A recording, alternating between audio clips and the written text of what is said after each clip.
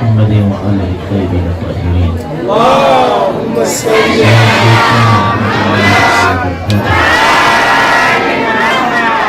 إن شاء الله زامتي su malaman da suka gabatar da wayannan muhadarori Allah ya saka musu da mafificin alkhairi. Tun farko ita mai gabatarwa ya kamata sai ta sanar musu da adadin lokaci don kafin mutum ya fara magana sai ya san yadda magana za ta kasance, amma sai mutum bai sani ba sai yana cikin magana ilan ya ɗebo da yawa sai ya zama a ce lokaci yayi, wanda kuskure na farko kenan. Mun dubi yanayi na sanyi wanda ba zai yi mu daɗe, mun so ya zan karfe 10 mun tashi, so sai zama an samu wannan kuskure daga gare ta. Wannan kenan. Na biyu, dama wa'annan maudu'ai masu tarin muhimmancin gaske ne, kuma ya zama kaman taujihi ne aka yi dangane da su abin da suka shafi wa'annan abubuwa. Sai zama shi Malam Ahmad ma zai fara magana sai har ya zan yana magana kaman ba da mu ba, ya yi magana ta manyan hamshakai 'yan kasuwa, wato kamar irin cewa 'yan kasuwa ne an ka tara yanzu ana yi masu ba su ilimin wanda za a kasuwanci da wanda za a daidaita kasuwanci, sai ya mance da mustawar da muke din, sai yana dubin kaman kila iri ne duk alhazawa an sai zama karatu ne wanda ya mai tsadan gaske, mai girma, wanda lacca ce faffaɗa can manyan mutane, so ya ɗauke mu ya tafi da mu da nisa, cewa alaƙallan lazim ma'abuci addini da ma'abuciyar addini su zama lalle sun rungumi sana'a, kuma sana'ar nan kada mutum ya rena ta, a kowa da tashin mustawa. Wannan yana da dama da zai iya samun jari mai kwari, wannan kuma a jarin shi kwata-kwata kila abin da yake iya samowa 3,000 ko ya kai da yawa 10,000. To mun so shi malam ma sai ya mana bayani wanda aka juya 3,000 su zama kuɗi masu ƙwari, wanda za a juya 10,000 su zama kuɗi masu ƙwari. Haka muka so ya zama ya yi mana, sai mana bayani irin na yaji akwai small scale, akwai medium, akwai large scale da so. To mu kamar ba da mu yake magana ko ba yau mun so a ba mu wannan ilimi da alaƙalla. Sannan akwai wanda sana'a ce ta ƙarfi, ba to zai ci ba ne. Hawariyun na Nabi Isa alaihi salam sun kasance idan sun je za su ci ya ruhullah muna jin yunwa, sai roƙi Allah sai a saukar musu da abinci, sai su ci kishirwa, sai su ce ya ruhullah kishirwa muka ci, sai a kawo musu ruwan da za su sha. Da wata rana suka tambayi Nabi Isa alaihi salam cewa ya ruhullah, da wannan ciyarwar da ake mana da a ce mu nema da kanmu, wani ne ya yi afdal, wanne ne ya fi gare mu? Ya ce a in dai kuna maganan falala ne da abin da zai ƙara muku matsayi wurin Allah, ke zama ku nema da kanku. To sai ran hawariyun sai suka ɗauki sana'ar wanki, hawariyun na Nabi Isa alaihi salam, sai sana'ar da suka runguma sai zama ita ce ta yin wanki, ta wankau, suna wanke mutane kayansu suna biyan su da kuɗi. Kaga wa'annan zababbun Allah, amma sai zama suna yin wannan. Nabi Dawud alaihi salam, wanda ya kasance shi annabi ne, manzo ne, kuma sarki ne a lokaci guda, da shi da ɗansa ne suka samu wannan. Amma saura ba su samu wannan, ba su samu al'amarin a ce sun samu sarauta ba. Shi annabi Suleiman sarki, da annabi Dawud. Sai wata rana Jibril ya zo mashi yana cewa ya Dawud, me yasa ba za ka ci gaba da sarrafa baitul mali ba, ya zama tun da karkashin ka yake, ya ci gaba da amfani da shi ko menene, ya zama ba sai kai wata wahala ba. To wannan maganan da Jibril ya gaya sai annabi Dawud alaihi salam shekara ya kwana 40 cur yana kuka saboda cewa yanzu yaya al'amari zai kasance mai, ya zan shi ba zai iya motsawa kowace irin sana'a ba, ko bai ci irin sana'a ba zai sai dai kawai zai kici daga baitul mali. Wannan damuwar ta sa shi kuka. Allah ta'ala sai ya aiko cewa to shikenan yanzu an hore maka karfi zaka juya shi irin yadda kake so. Sai Annabi Dawud ya ci gaba da sana'an yin sulki, yana juya karfi ya yi sulki irin wanda ake kama a ce bulletproof irin na yanzu. Sai zan da na cewa karfe ne ake sakawa, zai juye karfen ne haka kasan sai an yi zuga. To shi Allah ta'ala ya hore mashi karfe, yana duk yadda ya juya shi to shi zai juya shi sai ya sana'anta sulke na yaki wanda ainihin yana yin na misalin dirhami 1000 ya sayar. To daga wannan ya ci gaba da ci. Manzon Allah sallallahu alaihi wa alihi mun sani cewa ya yi sana'an kiwo. To ashe wannan duk abubuwa ne wanda ke nuni ba dalili dan uwa ya nade. Na farko dai shi rayuwa ce tana da ba za ta gudana ba sai idan yana samun abin da zai iya kore mu baki ne kuda. Ya ciyar da kai ne a matsayi ne wanda Allah ta'ala yi ma lafiya wajibi.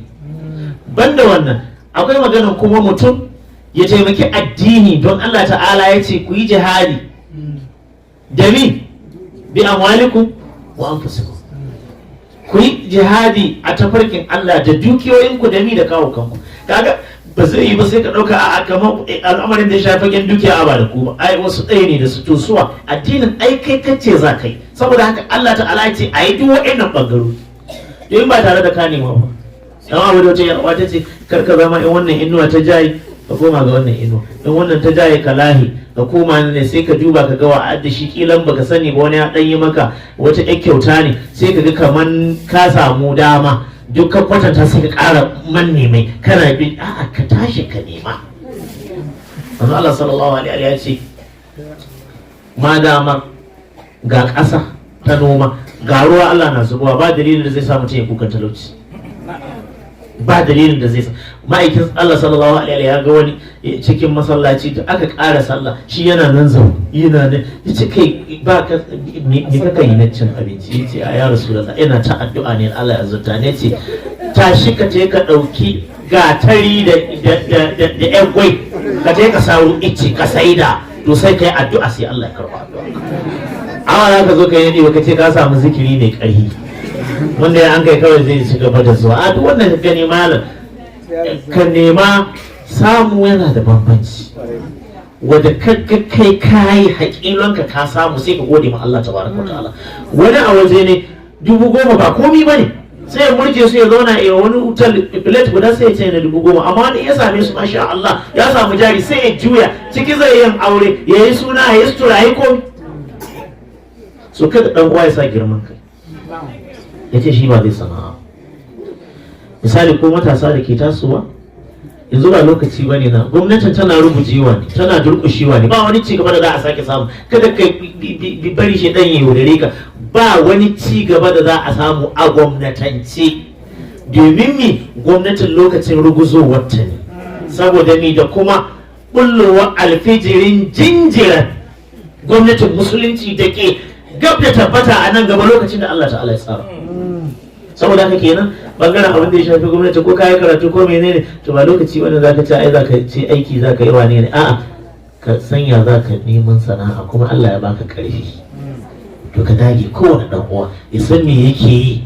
Kada mutum ya rena, zaka ga yan ƙananan sana'o'i wanda ga sunan da yawa mutane suna yi amma sai ga mutanen mu nan kuma wannan ya shiga har yan uwa sai ga mutum ya samu kai ne girman kai waye.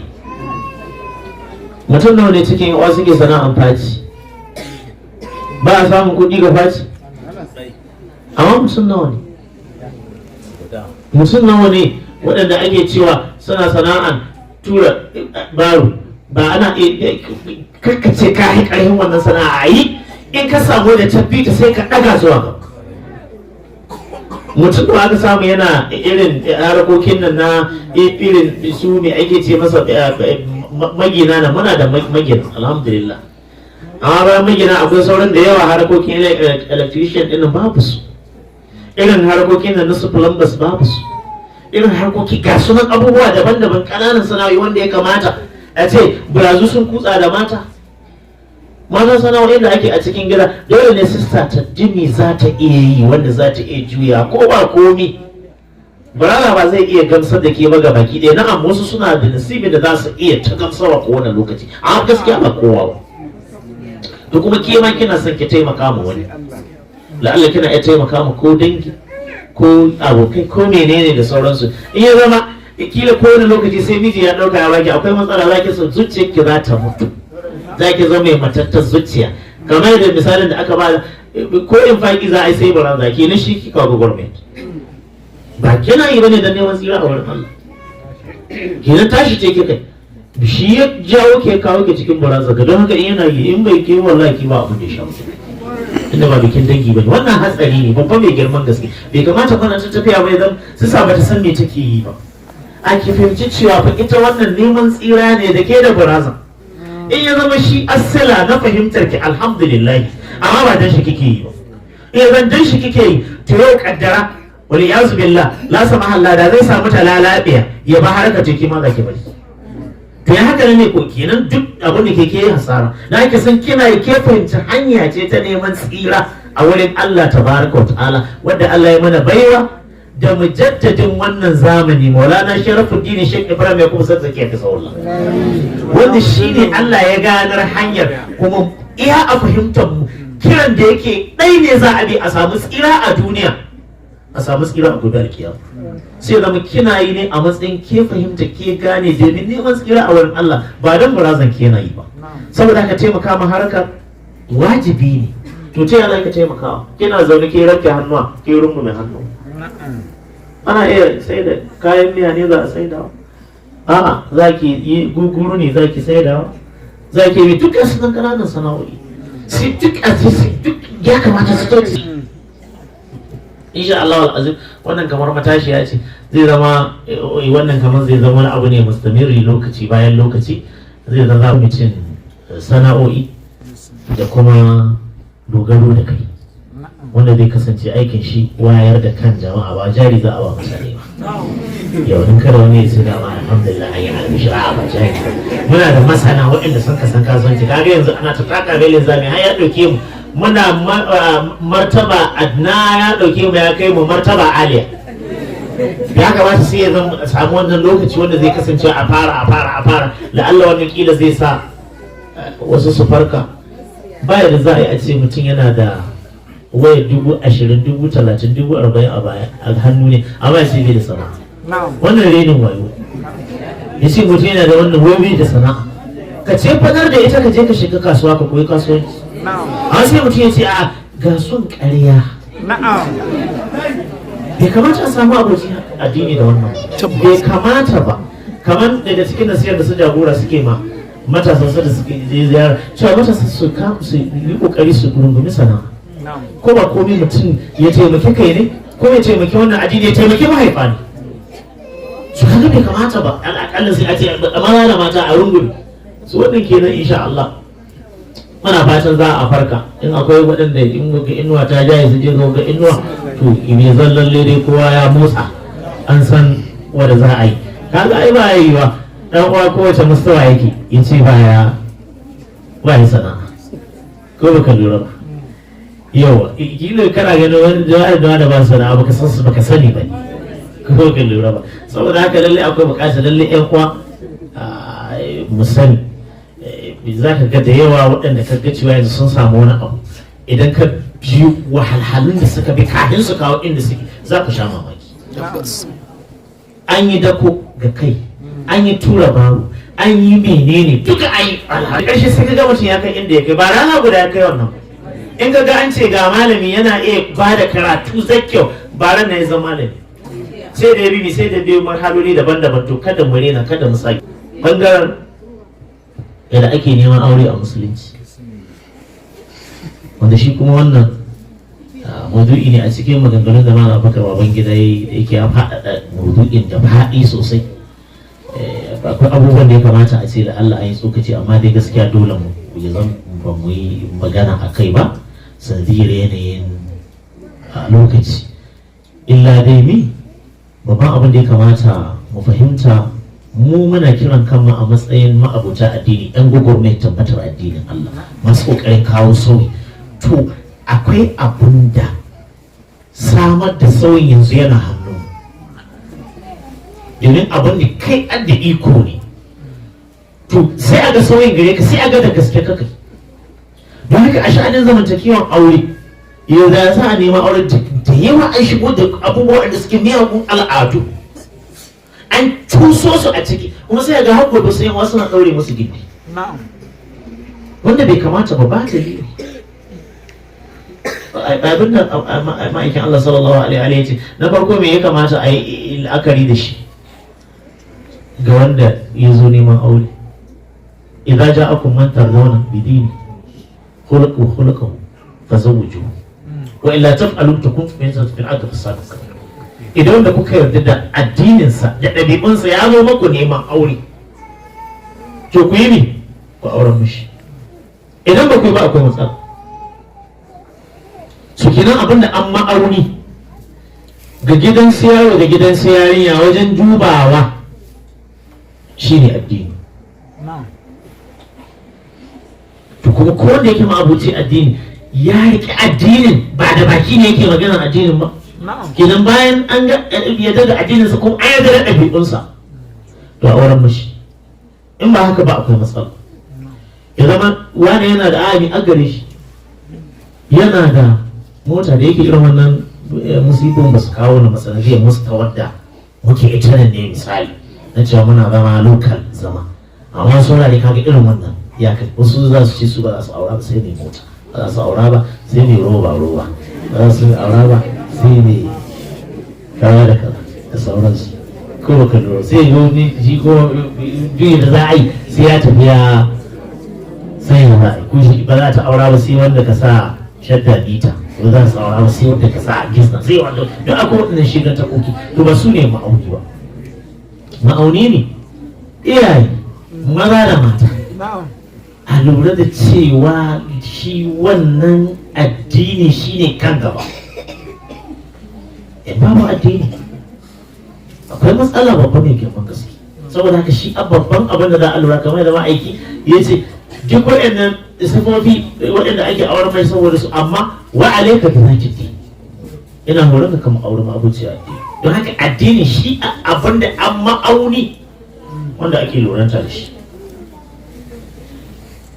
Sai ka aika magabatan ka shi ke nuna neman aure. Ka aika magabata a tsaye da magana ta gene da gene, amma zuwa ana ta zagaye-zagaye wannan gaskiya ya saba ma addini, ya saba ma shari'a, kuma bai dace ba, bai kamata ba, kuma ba ya da muhalli. Sai za a tabbatar da magana ana to shi kenan sai a tabbatar da magana shi kenan masha Allah. Dan uwa magana guda aka san shi ta, ka san akwai abin da bahaushe ka cewa ai ka san budurwa kalanda ce sai mai rabo. Shi wacce Allah ya yi mata baiwa farin jini sanadiyar wanga ya zo, masha Allah, gobe ma wanga ya zo. To wannan waɗanda ka yin wannan marasa mutunci a sunansu, marasa mutunci a sunansu. Magana guda za a yi, saboda ba zai ta aure mazaje da yawa. Namiji guda za ta aure, a tambaye ta, tana da haƙƙi, ita adda haƙƙi a tambaye ta wa take so. Idan ta ce ga wanda take so, in an ga akwai wani abu suka gare shi, to sai a ce a'a ba aminta ba sanadiyar dalili kaza. Musamman in ta zama rashida, to za a ba ta irshadi ne, a nuna mata a ce wa'in ya kamata ne kamar kaza wanda ya kamata isa a ba ta wannan shawara misali, ko baka lura ba. So akwai buƙatar alaƙallan ya zama lalle a tsayar da magana guda, duk wanda za a ci ga ya to sai ka ci a'a aiko. In babu a ce to na sa layi. Akwai abin da aka yi ɓangaren wasu 'yan uwa mata. Sai a yi wannan mu'amala ta bayan fage. Su uba bai sani,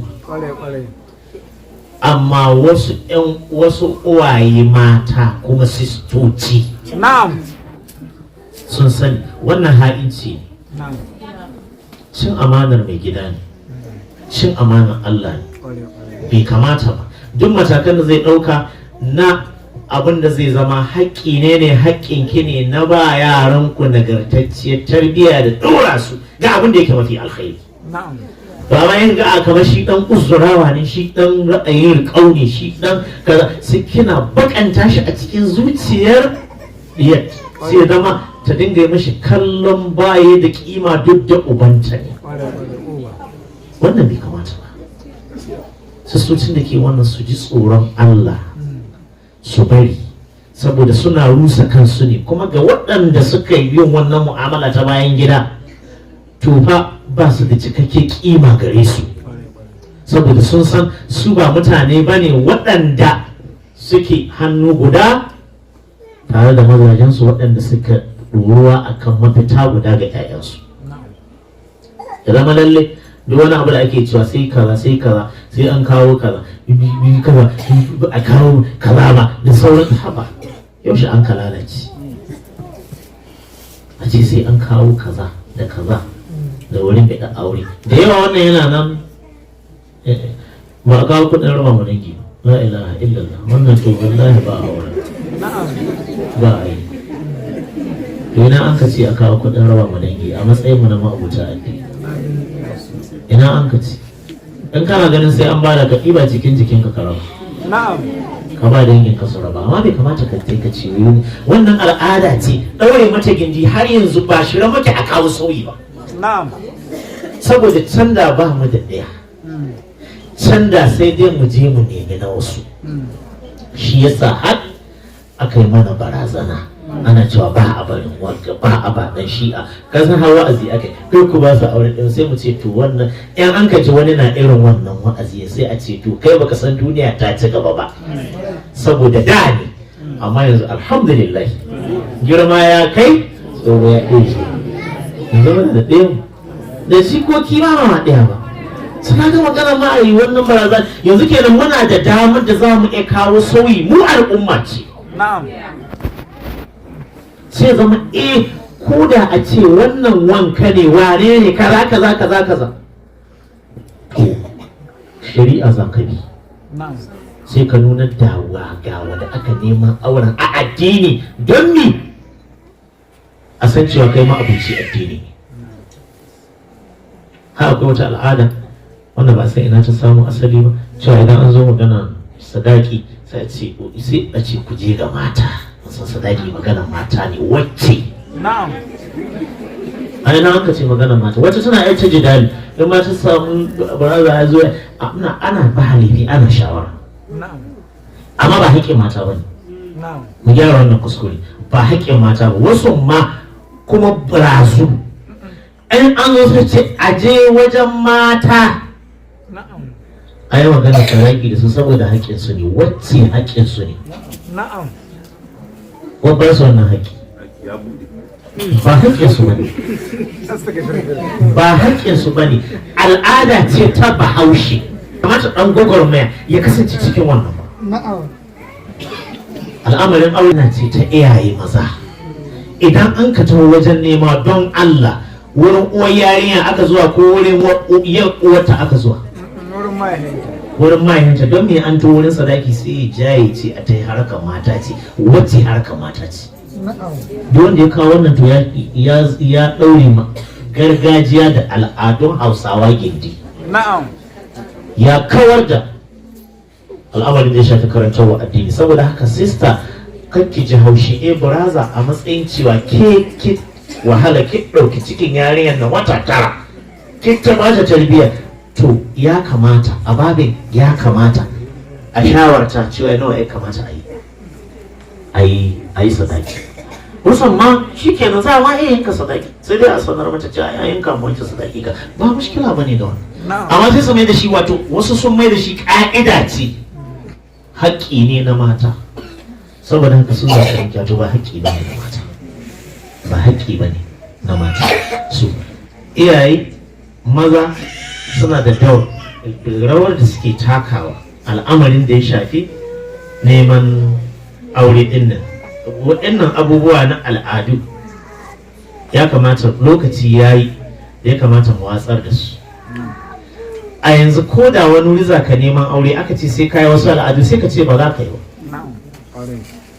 Balantana duk ma wanda ya tafi wani wuri an kalan kama mai al'adu sai a ce gwai Allah, sai a ce Allah ya ƙara, saboda bai rasa cikin gida ba, ya tafi wurin 'yan sunsune sunsune. To duk abin da an kayo mai mu daɗi ma za mu ci, amma a dawo gida a yi gyara ya zama duk ire-iren waɗannan abubuwa wa alhalunan sofa alhamdulillah irin waɗannan abubuwan suna da sauki, amma har gobe akwai miyagun al'adu waɗanda ake ɗaure magindi. Kila in an ce za a yi wanda ke neman aure dole sai ya dinga kai kaza, dole sai ya dinga kai kaza, duk wani abin da ya shafi ɗawainiyar yaren ya tashi daga mahaifanta kabla zuwaj ya koma gare shi. A'a, ba a hana a yi kyautatawa ba, amma kada a ɗauke shi ɗaurin azimun. In ba a yi ba a ta kumburi a ce bukalar banza, sai dai ya taho ya tahesa ƙarya, ba wani bayani ba komi da komi. To dama iya sai da ta ne aka yi. Ya kamata ya zama abinda an ma'aunin shine addini, shine nagarta, shine kyakkyawar tarbiyya. In ba mu ɗauki wannan ba zai zama tsakaninmu da ama babu bambanci. Aminci ne muke harka auratayya yanzu mun adda dama 100% mu gyara ta, saboda ɗayan mu ba na wani bane. Saboda haka ba dalilin da zai sa buraza ya ɗaure mu al'adun banza gindi. Alhali kai kayan ɗayan ka kakka yi wani karambani ga ɗaya ce. Na'am, kwarai. Kai kuma ka ga wanda zai maka karambani. Wallahi. Ba laifin yin akwai fahimtar juna, kamar abin da an ka taso a nan gare mu, idan akwai uwa da ƙanne da sauransu sai a ce in za a neman ɗaya a je gawa a je sai a mai bayani wannan na lalle dai bisa binciken da mun ka kasa ɗan aƙidan mun shi mun ka tabbata, don haka mun turo cewa ya taho gare ka da aure yayi wannan. Amma ya ce a ban yadda ba a baka isa ba. Na'am. Ba haƙƙin ka bane. So kamar yadda nace ba zan so in ja mu da nisa ba, amma ire-iren waɗannan al'adun da ake yi to a ji tsoron Allah a basu. Na'am. Musamman waɗanda za a ce in ba a yi ba a ga an yi zunubi ko an saba. Na'am. Lalle a basu. Lalle a basu. Domin me wani in an matsa mai sai ya zama ku da aka kai yarinya ba ta da girma, ba ta da kima, ba ta da daraja gare kai. Wasu ma ai akwai abin da muka gani ana yi, mutum zai wahala a ta wahalar da shi saboda shi abin da yaka tunani shi ma walba ne walbaka, walhada madawar ƙene ne. Don haka in na wahala to ni ma in za a kawo min ita to kan a kawo ta zikau, sai a ce nawa an ka azo ma, ya ce an aiko an azo 50,000 da buhu 4, ya ce yauwa. To kai kuma ya ce a to ni kan ko buhu ba samu ba, ya ce wanda ba auren ba. Wannan bai kamata. Na'am. Bai kamata buraza ya zanda wannan tunani wai shi ya buge ya yi kwance shi sai wani abu za a ɗauko a kawo mai wacce.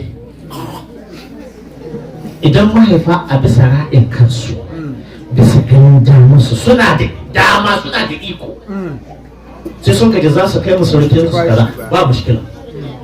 Amma ka a ɗauke shi ƙa'ida ce ɗaurin azimu, in ba a yi ba an saɓi Allah, an saba ma ƙa'idar sunna aure, ba inda an kace ai haka. Saboda wasu sun mai da abin kamar ƙa'ida. Kuma za a isa ya ce to ina abin da za a azama ango bai shirya bai wacce ya tuwo ya auren, an ki azame ko sisi ba a zabe wacce ya tuwo in bai shirya bai bari sai ya shirya. Akwai wanda shi aure gare shi ma zai zama haramun, akwai wanda aure da gare shi zai zama makaruhi, wanda in an yi mai aure zai wahala ya wahalas. Na'am. Shi bai makamace wanda sai dai yawa ga inuwa ta janye koma ga waccan da sauransu. Point ne mai kyau, shi sa ga jama'a ta maimaita. Dole in ka taso shi ya sama har cewa tanadi ake yi sai an hayya a wanda zai auren nan an ga akwai shirin auren gare shi kuma an taimaka mai ya ɗori zai iya tsayuwa da kai ne to sannan a ce a yi magana aure. Saboda haka ba da kaji kana ciko ba sai ka je ka fara kai tsabba gidajen mutane. In an kai tsabba ce ya turo uba ne, in bai turo ba ce to kaɗin sake ganin ka. Wannan idan an yi wannan za mu samu saniti a cikin al'amuran suka shafi al'amarin da auren mu. Insha Allah wannan kamar tsokaci ne kawai.